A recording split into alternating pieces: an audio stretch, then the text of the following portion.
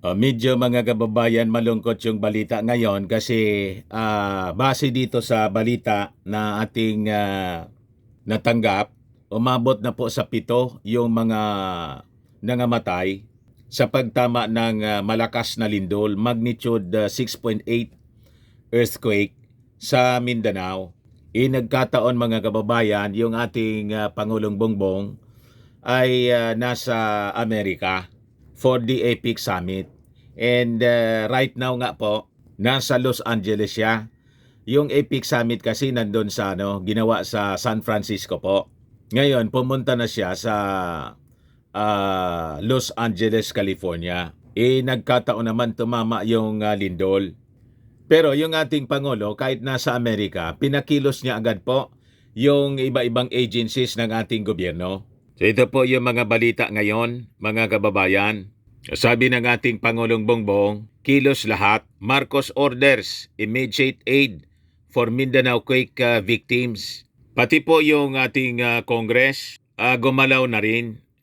So sabi dyan, quake victims to get 20 million aid from the House. At pati yung Department of Agriculture, ipinag-utos yung agad-agad na assessment po ng damage sa agriculture doon po sa Mindanao. Siyempre, yung una na rumisponde siyempre, yung ating NDRRMC, saka yung tulong galing po sa DSWD. SOP na kasi po yan mga kababayan sa panahon ng mga ganyan na disaster.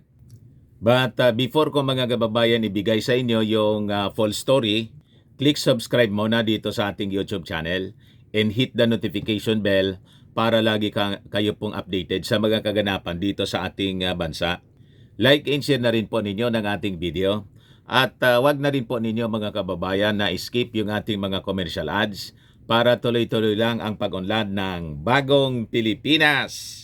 Sa mga naghahanap pala ng malinis and spacious fitness gym, bumisita lang po kayo sa aming Colossal Fitness Gym.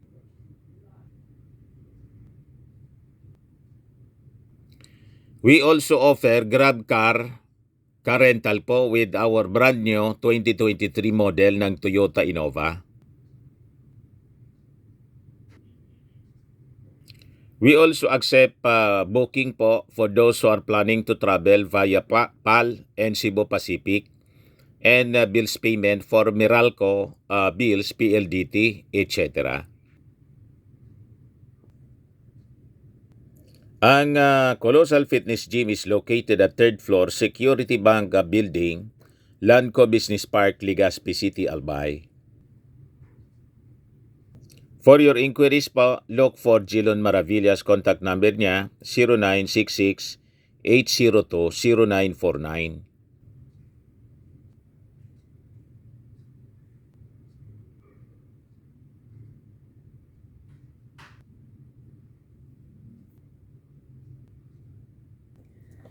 Ayos po mga kababayan, ayos na ayos niya Mr. Maravillas. So base mga kababayan sa assessment, yung lindol ay sumira po sa magka-6 na po na mga kabahayan in 4 provinces as well as 32 roads and bridges in the region. In at least 5 public schools in Davao region mga kababayan were reported to have been damaged nitong lindol. And the agency said the total estimated cost of damage umabot po sa 143 million pesos. Ito isa sa mga na damage po. Bumagsak na eskwelahan sa Glan, Sarangani province po.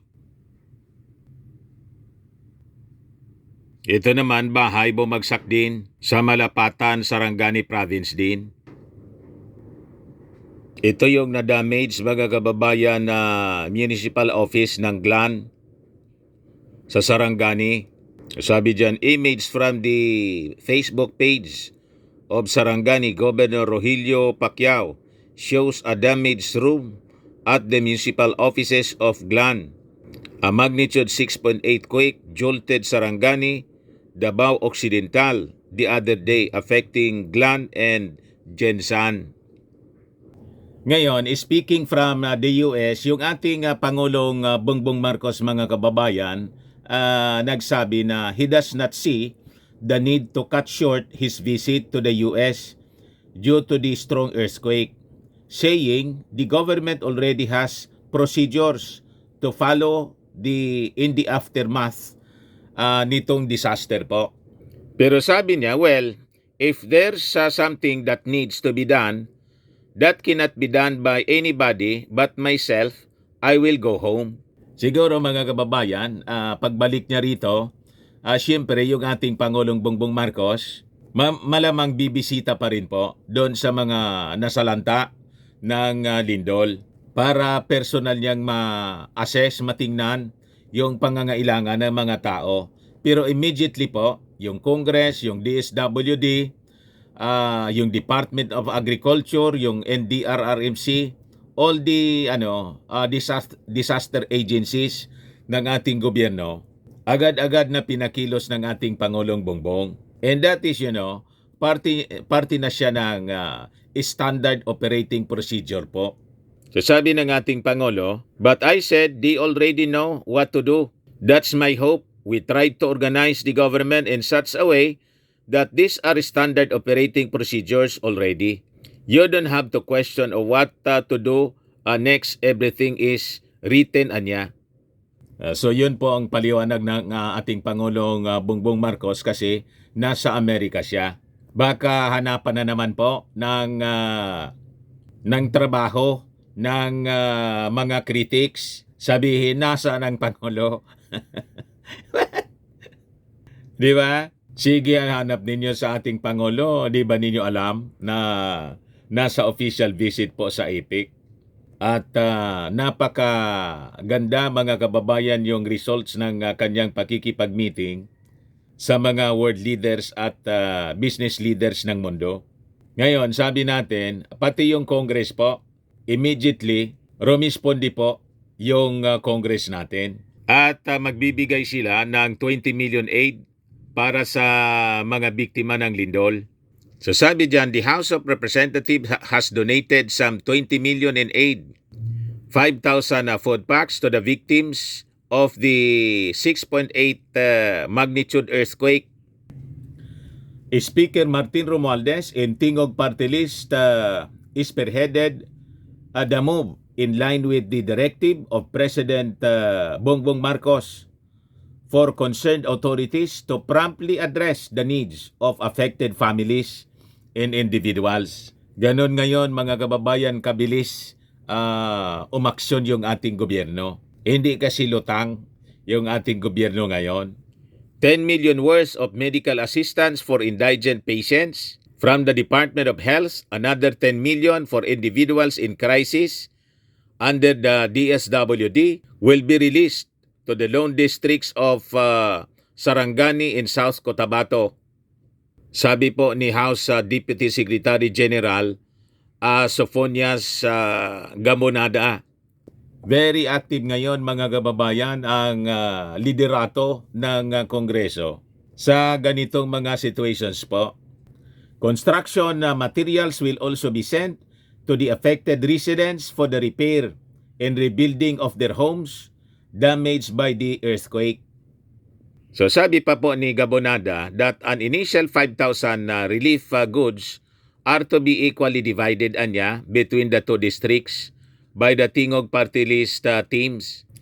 Yung opisina po ni Martin Romualdez is also closely working with the Department of Public Works and Highways at saka yung mga district lawmakers para sa pag-facilitate ng immediate release ng quick response funds para sa pag-rehabilitate ng affected public structures tulad ng mga tulay at mga school buildings para mabilis po yung rehabilitation ng mga damaged structures. So yan man lang po, and we pray na wala ng mga malalakas na aftershocks ang maramdaman kasunod nito pong 6.8 magnitude na lindol na tumama po sa Mindanao. O baka lang gusto ninyo po itong itry, mga kababayan, Firmax Firming and Lifting Cream. Pinapahid po sa mga pulses in affected area. Mainam po sa paninigas ng mga kaso-kasuan. Ito naman po, Automax Revitalizing Serum. Sa mukha naman po yung application, anti-aging po siya. You will look 10 years younger than your age. Ngayon, sa mga cancer patients naman po, baka lang gusto niyo itong itry. Neng Red Mix fruit drink. Hindi man po siya gamot, food supplement siya. Kaya lang, gawa siya mga kababayan sa goji berry. Yung goji berry may anti-cancer properties. Ayos pa, yung mga inquiries ninyo, dumiritso na lang kayo sa aming messenger sa Facebook para masagot namin agad. Ako po si Dante Maravillas. Bye-bye po. God bless.